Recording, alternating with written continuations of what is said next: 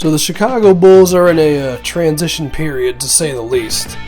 Of course, they just got rid of Tom Thibodeau, a move that I was pretty cool with. I mean, Thibodeau, we all know how great of a defensive mind he is, but at the same time, kind of hard-headed, not very creative with his lineups, played his starters way too many minutes.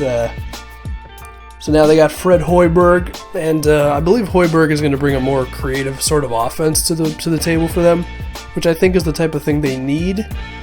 And the question is for Chicago, are they ready to jump back up, or are they ready to take a bit of a dip? Well, I could see both ways. I mean, of course, we know the story with Derrick Rose. We don't know where he's going to be.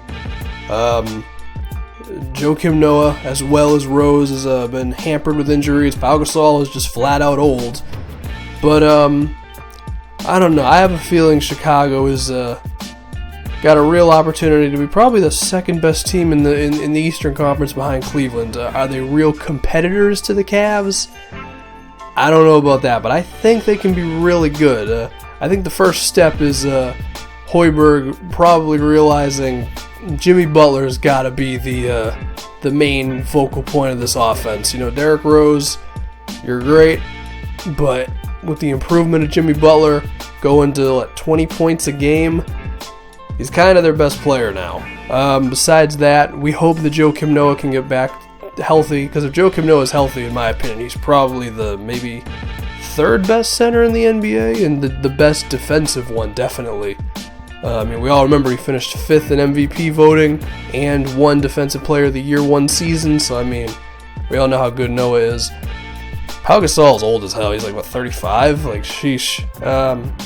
But I look forward to Fred Hoiberg using more lineups, probably getting Taj Gibson and Mirotic in there at different times. Probably starting one of them and having either Gasol or Noah come off the bench. That might be the better option, just in terms of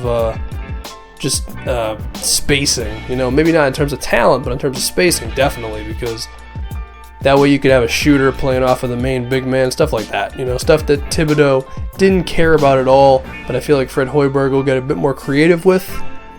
And yeah, I think Chicago, I think they'll be among the top in the East. They could be the second best team in the East, really. Of course, if everybody's healthy, then they're a direct competition to Cleveland, but I can't go that far yet. But it wouldn't surprise me if they even got that good. But then again, it wouldn't surprise me if they were maybe like the 4th or 5th seed. I don't know. So leave me your opinion on the Chicago Bulls. As of right now, I think they're among the top teams in the Eastern Conference. I think Fred Hoiberg is going to bring some more creativity to his offense and to his lineups that Thibodeau did not bring. The question is, of course, can they keep up that defensive intensity?